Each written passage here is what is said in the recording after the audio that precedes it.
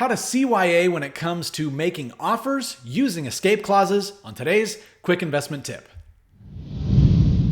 Hi there, my name is Ryan Black, real estate investor and lifestyle architect. And on today's quick investing tip, I want to share with you the importance or the value of having the correct escape clauses in your offers when putting offers on properties so that you can CYA or cover your assets. Yes, assets. Protect yourself. Okay.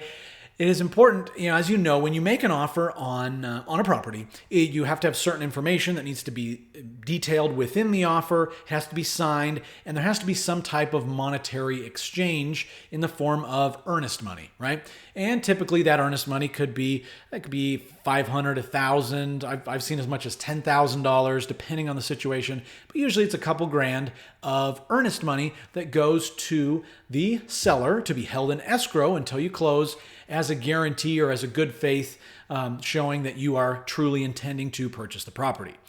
Now, so why is that important? One thing that especially newer investors are commonly afraid of is they say, well, I don't want to put offers out because I don't want to put earnest money down, because then if I decide after doing a further detailed analysis, I don't want the property for whatever reason, I don't want to lose my earnest money. And that's where escape clauses come in.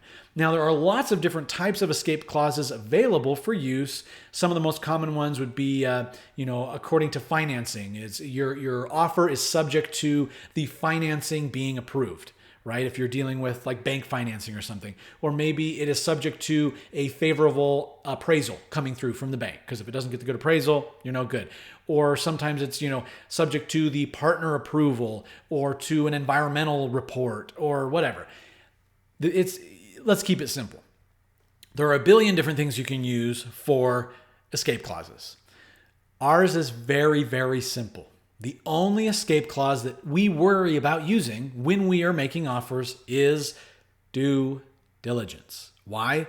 Because especially if your contract is written correctly, and we actually took to write our contracts that we use, we took it was 4 or 5 of our favorite contracts, including one that was created by the state that's available for everyone to use, as well as ones from other investor friends that we work with, some of whom have been doing this for a lot longer than we have. We took all of their contracts, broke them down, reverse engineered them, and created the one contract to rule them all. And in there, it is so powerfully written that it's simply one escape clause.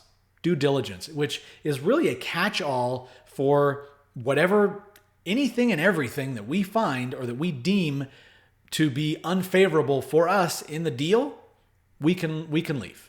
Now, obviously there is a due diligence timeline. So it's not like, if we have a 2-week close where we put the offer down and then we're going to close in cash in 2 weeks, we're not going to put the due diligence deadline to day 13 and then close on day 14. Our due diligence is going to be a short period, but that gives us enough time to be able to go in, do any additional inspections, any additional walkthroughs, talk to the contractors, make sure we're on par as far as budgets and timeline and all that stuff. You give yourself enough time. You have to make sure that you're doing that correctly. But by having that escape clause, we never worry. We can put $20,000 down as an earnest money if we wanted to. It doesn't matter. Why? Because we're not worried about losing it. We know we stick to our timelines, and we know that our contract is rock solid. So if for anything, it could be, I don't like the color of the carpet. It doesn't match the walls. There you go. We're out. We don't, technically, according to Utah law, we don't even have to disclose exactly what it is, why we don't want to continue. If something comes up, we simply, we cancel the contract as per the section of due diligence, and we're done. We get our money back from the title company. So that is really, really the crux of what I wanted to share with you today is when you're doing your contracts. Every state is a little bit different. So whatever state you're located in, make sure that you talk to local real estate attorney or somebody who maybe a title company, somebody who has more experience with the local laws and codes and regulations where you live, because everywhere can be a little bit different. But the overall idea is having the correct escape clauses, making sure that it's written correctly and that it's legal in your state. you're covered, you're golden, right? Anything that happens within that period of time, you got nothing to worry about. And so that is why we always, when going and doing a traditional, buyer seller, or whether we're dealing with agents or directly with the seller or a creative transaction, basically anything and everything except a wholesale deal. If we're buying a wholesale, everything else, we are going to have due diligence in that time period so that we are able to take the time, make sure that the deal works, and not have any worry. 0% worry that we are going to lose our earnest money. When you take that approach, you're going to be much more aggressive in the number, in the variety of properties that you're looking at, as well as the quantity of properties, because hey, if it doesn't work out, no big deal. I can cancel, get my earnest money back, and then simply move forward with the next deal.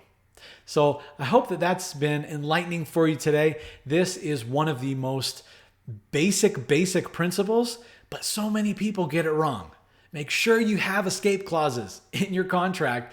And really, if you do it right, if your contract's written right, with the due diligence one, at least for us, that's all we need.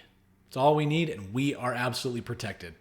If real estate investing is something that you're interested in learning more about, reach out to me. I'd love to chat with you. Active investing, passive investing, it's all incredible, and it's a game changer. So thanks for watching this video. Hope you have a great day. Take care.